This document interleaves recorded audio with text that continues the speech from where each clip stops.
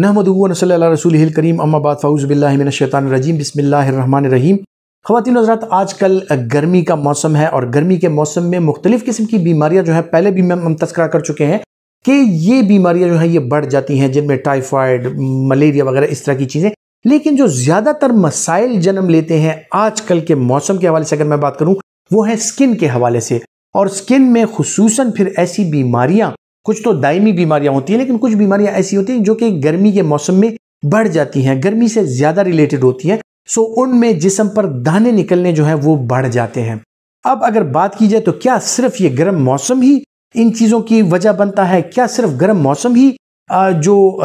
जिस्म पे दाने निकलते हैं और स्किन जब ख़राब होती है तो क्या सिर्फ कल्प्रिट यही गर्मी है? नहीं ख़वातीन हज़रात, इसमें और भी चीज़ें पाई जाती हैं जिनका तस्करा मैं आज आप लोगों के साथ करने लगा हूँ। जिस्म पर दाने निकलने के लिए जो सबसे ज़रूरी चीज़ है वो है आपकी जो फैट लेवल है आपकी बॉडी का। जो लोग मोटापे का शिकार हैं उन लोगों में जिस्म पर यह दाने बनने का अमल जो है वो बहुत ज़्यादा रहता है। अगर आप खुदा न खास्ता शुगर का शिकार हैं तो आप में जो हेयर फॉलिकल्स हैं कहीं से आप खुजाते हैं या कपड़े चेंज करते हैं या रगड़ के साथ आपके जो बाल निकलते हैं, उस फॉलिकल में जो आपके स्किन का नॉर्मल बैक्टीरियल फ्लोरा है वो अंदर चला जाता है और वहाँ पर पलने लगता है और बढ़ने लगता है। और इसी के साथ जो है तो फॉलिकुलाइटिस या छोटे छोटे दाने जो हैं वो आपकी स्किन पर नमूदार हो जाते हैं। और अगर आप डायबिटीज़ का शिकार हैं, शुगर का मर्ज़ है आपको, तो इसके साथ क्या होता है कि इन दानों की वजह से उसमें इन्फेक्शन बार बार होता रहता है, तो आपका जिस्म जो है वो दानों से पाक ही नहीं होता। ये दाने जो हैं ये बढ़ते रहते हैं और बड़े बड़े दानों की शक्ल इख्तियार कर लेता है। इसके बाद आते हैं कुछ और ऐसी जो इम्यूनो कम्प्रोमाइज स्टेट्स हैं कि खुदा न खास्ता आप अगर किसी बीमारी के लिए स्टीरॉइड दवाइयों का इस्तेमाल कर रहे हैं, सो उसके साथ आपकी इम्यूनिटी डाउन चली जाती है और आपके जिस्म पर मुख्तलिफ किस्म के दाने और स्किन में मुख्तलिफ किस्म के इन्फेक्शन जो है वो बढ़ जाते हैं। इसी तरह कुछ बीमारियां ऐसी हैं कि उनमें स्किन इन्वॉल्व हो जाती है, जिस तरह की रूमेटॉइड आर्थराइटिस, इसके अलावा जो है तो स्क्लेरोडर्मा, इसके अलावा जो और ऐसी दायमी बीमारियां हैं जिनमें सिस्टमिक लूपस इरिथेमेटोसिस, इस किस्म के लोगों की इम्यूनिटी जो है वो सप्रेस रहती है और इनमें स्किन पर दाने बनने का अमल जो है वो ज्यादा होता है। स्किन पर दाने बनने के साथ साथ फंगल इन्फेक्शंस का मैं जिक्र करना जरूरी समझता हूं, क्योंकि गर्मी के मौसम में अक्सर पसीने रहते हैं, आपके कपड़े भीगे हुए रहते हैं और फंगल इन्फेक्शन के लिए जो तर और गर्म इन्वायरमेंट है वो बहुत ज्यादा उनको फायदा देता है। उसमें जो फंगस है वो बहुत ज्यादा बढ़ता है, खुसूसन जो बगले हैं और जो जिस्म की बंद जगह हैं, जिस तरह के अक्सर मोटापे का शिकार लोगों के पेट में बल पड़ जाते हैं, इन बलों के बीच में अक्सर औकात बहुत ज़्यादा स्वेटिंग रहती है, वो जगह मॉइस्ट रहती है और ज़्यादातर ये लोग जो हैं तो इन जगहों में खारिश का और स्किन खराब होने की जो इनको शिकायत होती है वो बहुत ज़्यादा होती हैं। सो ऐसे लोगों में फंगल इन्फेक्शंस के बाद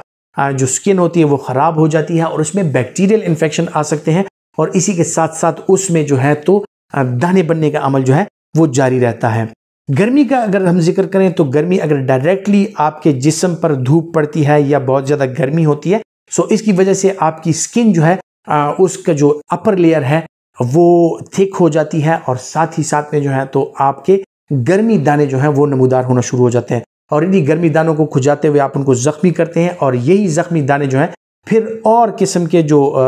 पस वाले दाने होते हैं या इन्फेक्टेड दाने होते हैं उनकी शक्ल इख्तियार कर लेते हैं और आपके जिस्म पर फॉलिकुलाइटिस या जो बॉयल्स होते हैं जिनको फ्यूरंकल्स कहा जाता है और अगर बड़े बड़े दाने हो तो उनको कार्बंकल्स कहा जाता है। सो फ्यूरंकलोसिस या कार्बंकलोसिस का आप शिकार हो जाते हैं और आपके जिस्म पर दाने जो हैं एक जगह से ख़त्म होते हैं और दूसरी जगह पर रहते हैं। इसी के साथ साथ जो मुख्तलिफ़ किस्म के एंटीबायोटिक्स का और मुख्तलिफ़ किस्म की क्रीम्स का जो टॉपिकल क्रीम्स हैं उनका इनज्यूडिशियस यूज़ है, यानी आप बग़ैर सोचे समझे मुख्तलिफ़ किस्म के जो ट्यूब्स होते हैं, जो क्रीम्स होती हैं, जो मुख्तलिफ़ किस्म के ऑइंटमेंट्स होते हैं वो अपने बदन पर इस्तेमाल कर रहे होते हैं और अक्सर औकात इन्फेक्टेड ज़ख्म के लिए भी स्टीरॉयड कम्बिनेशन वाली चीज़ इस्तेमाल कर लेते हैं, जिससे जो ये इन्फेक्शन जो है वो बढ़ने का अंदेशा होता है। और इसी तरह कुछ फंगल इन्फेक्शन होते हैं उन पर आप स्टीरॉयड्स इस्तेमाल कर लेते हैं, सो उससे जो इन्फेक्शन है वो बढ़ने का खतरा रहता है और आपके जिस्म पर दाने बनने लगते हैं। और फिर इसी तरह अक्सर औकात होता है कि कुछ दाने ऐसे होते हैं कि उनके लिए सिर्फ आपको टॉपिकल एंटीबायोटिक्स चाहिए होती है या सिर्फ सफाई की ज़रूरत होती है, नहाने धोने की ज़रूरत होती है। अक्सर औकात लोग उसके लिए भी एंटीबायोटिक्स का इनज्यूडिशियस यूज़ करते हैं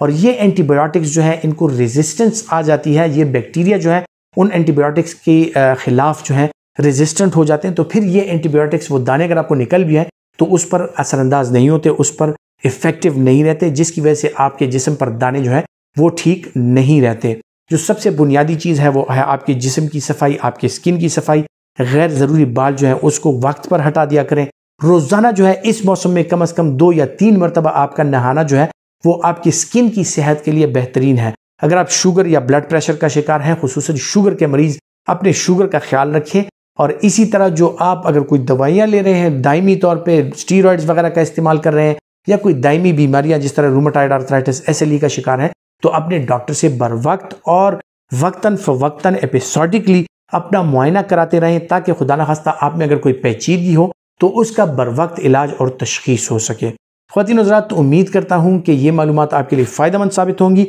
और अगर आप समझते हैं कि ये आपके लिए फ़ायदेमंद है तो ये दूसरों तक भी पहुँचाना चाहेंगे। अपना बहुत सा ख्याल रखिएगा। अल्लाह हाफिज़।